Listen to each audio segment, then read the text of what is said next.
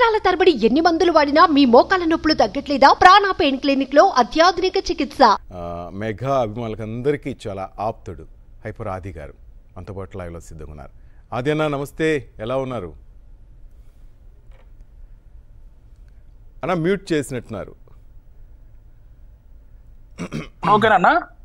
Okay, ఎలా ఉన్నారు, ఎక్కడున్నారు, ఏంటి సంగతులు? ఈరోజు మేము పండుగ చేసుకుంటున్నాం.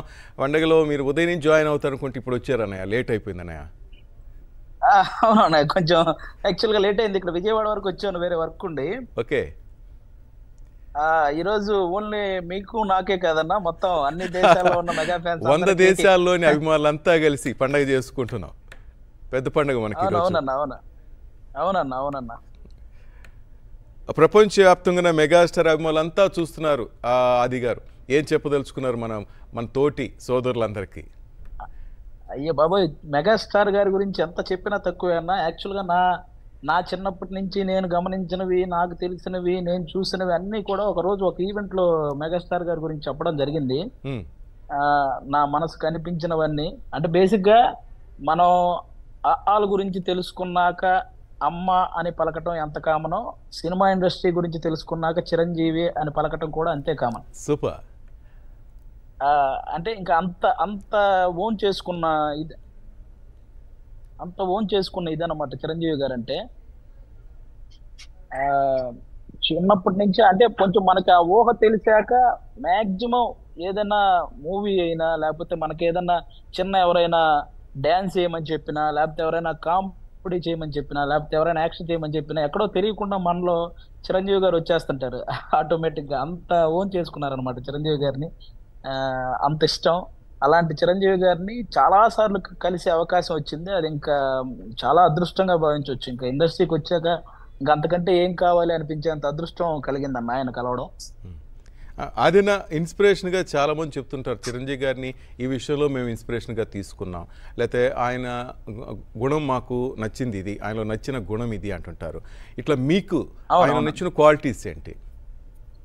అసలు వ్యక్తిగతంగా చిరంజీవి గారిని చూసి నేర్చుకోవాల్సినవి చాలా చాలా ఉన్నాయన్న. అంటే ఎవడైనా, లేకపోతే తర్వాత రాబోయే తరాలు ఎవరైనా ఇండస్ట్రీకి వచ్చినా, లేకపోతే వాళ్ళు ఏ ప్రొఫెషన్లో ఉన్నా కానీ వ్యక్తిత్వంలో చిరంజీవి గారిని ఇన్స్పిరేషన్ తీసుకుంటే ఇంకా అసలు వాళ్ళు ఉన్నత విజయాలను అందుకోవటం చాలా ఈజీ ప్రాసెస్ అన్న. ఆయన రాబోయే తరాలకి ఆయన జీవితం అనేది ఒక లైబ్రరీ లాగా అన్నమాట. నేర్చుకోవాల్సింది చాలా ఉంది, ఎంతైనా నేర్చుకోవచ్చు ఆయన చూసి. రైట్. మామూలుగా అన్నయ్య గురించి మనం మాట్లాడుకుంటే ఆ మనసే వేరు ఆది గారు. ఎందుకంటే చాలా విషయాల్లో మీరు హైపర్ అయిపోయినారు చాలా విషయాలే కదా. అన్నయ్య ఏమంటే తట్టుకోలేరు కామెంట్. ఎస్ అసలు ఇప్పుడు నిన్న యాక్చువల్గా కమిటీ కుర్రాళ్ళు వాళ్ళ సక్సెస్ ని వాళ్ళందరినీ పిలిచి కొత్త కుర్రాలు ఇంటికి పిలిచారు. అంటే ఒక సినిమా కాదన్న, ఏదైనా సినిమా సక్సెస్ అయితే ఆ డైరెక్టర్ని, ఆ హీరోల్ని, ఆ టెక్నీషియన్స్ అందరిని ఇంటికి పిలిపించి వాళ్ళని ఎంకరేజ్ చేస్తే వాళ్ళు నెక్స్ట్ ఎంత ఉత్సాహంగా పనిచేస్తారంటే అది చాలా అవసరం అన్న ఇండస్ట్రీలో. ప్రతి ఒక్కరికి చిరంజీవి గారిని ఒకసారి చూడాలని ఉంటది. కాబట్టి ఇప్పుడు 11 మంది కొత్త కుర్రాళ్ళు వాళ్ళంతా ఎన్నో ఆశలతో ఇండస్ట్రీకి వచ్చారు, ఒక సినిమా చేశారు, సక్సెస్ అయింది. అలా అవ్వగానే వెంటనే చిరంజీవి గారు లాంటి వ్యక్తిని కలవడం వాళ్ళకి ఎంత ఇన్స్పిరేషన్ గా ఉంటది, నెక్స్ట్ ఎంత ఉత్సాహంగా పనిచేస్తారు. అదిగాక ఒక పర్సన్ ఎవరో చిరంజీవి గారి వెనక్గా ఇలా చెయ్యేస్తే ఎవరో అలా తీయబోతే వెంటనే చిరంజీవి గారు పర్లేదు చెయ్యేసుకోమ్మా అని చెప్పి వెంటనే, అంటే అసలు ఎక్కడా కూడా వాళ్ళకి ఒక చిన్న ఫీలింగ్ కూడా కలగనివ్వకుండా వాళ్ళని చూసుకున్న విధానం కానీ, వాళ్ళ ప్రతి ఒక్కరి పేరు ఊరు తెలుసుకొని వాళ్ళని పలకరించిన విధానం, ఇంకా అంతకంటే మంచి మనసు ఎవరికి ఉంటుంది అన్నయ్య గారు? మనం మాట్లాడుకోవాలి. అసలు ఓపిక కదా. సాయంత్రం వరకు సెట్ లో షూటింగ్ లో ఉంటారు, సాయంత్రం తర్వాత వాళ్ళందరినీ పిలిచి ఎక్కడా కూడా ఎవ్వరి మీద కూడా ఒక చిన్న అసహనం కూడా ఎప్పుడు చూపించరు చిరంజీవి గారు. అందుకే ఆయన బాక్స్ ఆఫీస్ ని ఇంతలా ఏలగలిగాడు. ఇప్పుడంటే బాక్స్ ఆఫీస్ కి చాలా మంది మొగుళ్ళు ఉండొచ్చు, కానీ ఈ 90s లో మాత్రం 90s 2000s లో బాక్స్ ఆఫీస్ కి ఒకే ఒక్క మొగుడు, ఆ మొగుడు ఘరానా మొగుడు, మన మెగా మొగుడు కదా. అంతే అన్నయ్య గారు. ఆ ఎరా అంతా చూసిన వాళ్ళం, మాకు అది అదృష్టం. రాబోయే తరాలు అవన్నీ చాలా మిస్ అయిపోయారు. అదంతా థియేటర్ లో రచ్చలు గాని ఈ జనరేషన్ వాళ్ళకి మళ్ళీ ఆ వైబ్ చూడాలంటే అందరూ రేపు ఆగస్టు 22వ తేదీ ఇంద్రా సినిమాకి వెళ్తే వాళ్ళకి ఆ వైబ్ తెలుస్తుంది.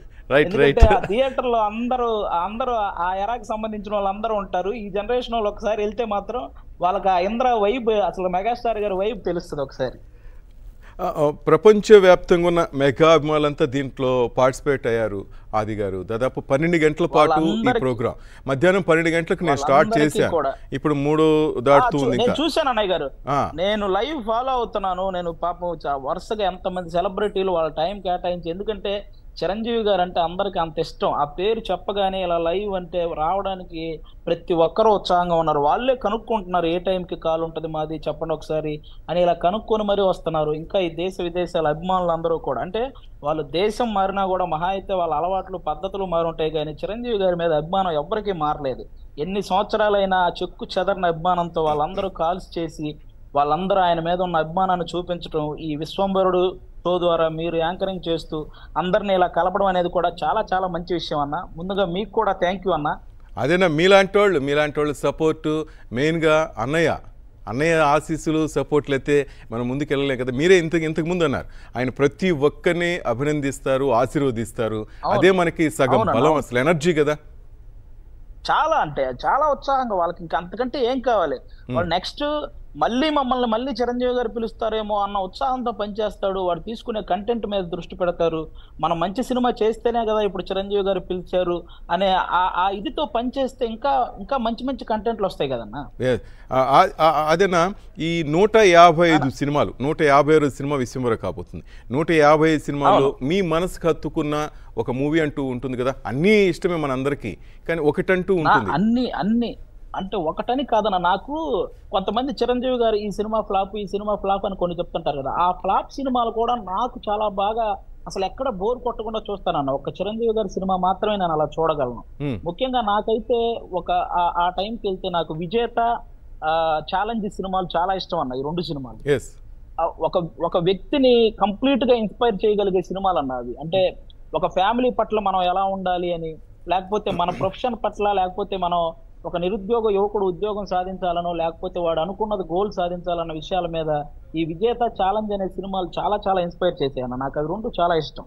ఎంత ఎదిగిపోయావా అంటూ సాంగ్ కూడా, ఆ సాంగ్ కూడా అసలు అంటే ఇంట్లో చిన్న కొడుకు అనగానే అందరూ తక్కువగా చూస్తుంటారు. ఆ చిన్న కొడుకు చేసిన ఆ తాలూకా ఏదైతే వాళ్ళ ఫ్యామిలీకి ఉపయోగపడేలా ఒక పని చేశాడు, అది అందరికి చిన్న కొడుకులు ఎమోషనల్ గా ఎంత టచింగ్ ఉంటుంది. ఆయన యాక్టింగ్ కూడా దాంట్లో మన ఇంట్లో మెంబర్ లాగా ఉంటుంది. అంటే ఇండియన్ సినిమాలో నట విశ్వరూపం అంటే మనందరం కమల్ హాసన్ గారని మాట్లాడుకుంటాం, స్టైల్ అంటే రజనీకాంత్ గారని మాట్లాడుకుంటాం, కానీ వాళ్ళిద్దరు కలిపితేనే చిరంజీవి గారని సాక్షాత్తు కె బాలచంద్ర గారే చెప్పారన్న.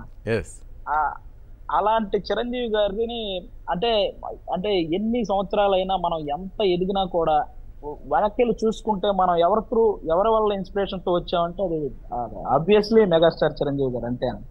అదేనా నీ నోట అన్నయ్య గారి డైలాగ్ వినాలని ఉంది. నాకు కోరుకున్న మనిషి వచ్చినప్పుడు ఆనందపడాలే గాని ఆశ్చర్యపోతారేంటి. రానుకున్నారా, రాలేననుకున్నారా? కాశీకి పోయాడు, కాషాయ మనిషి అయిపోయాడు అనుకున్నాడా? వారణాసి పోయాడు, వరస మార్చుంటారు అనుకున్నారా? అదే రక్తం, అదే పౌరుషం. సూపర్. ఇది అన్నయ్య గారు ఖైదీ నంబర్ 150 ఎప్పుడైతే 10 years తర్వాత మళ్ళీ రీఎంట్రీ ఇచ్చారో ఒక ప్రీ రిలీజ్ ఈవెంట్ లో ఈ డైలాగ్ ని మార్చి చెప్తారు. అస్తినాపురం వెళ్ళారు, హాస్యాన్ని వదిలేశాను అనుకున్నారా అని ఈ టైప్ ఆఫ్ ఒక చెప్తారు. అది నాకు చాలా బాగా నచ్చిన డైలాగ్, అందుకని ఇంకా బాగా గుర్తుండిపోయింది. Thank you. అదినా ఒక్క మాటలో చెప్పాలంటే అన్నయ్య గురించి ఏం చెప్తావు? నువ్వు మాటలో పుట్ట, అందుకే అడుగుతున్నా.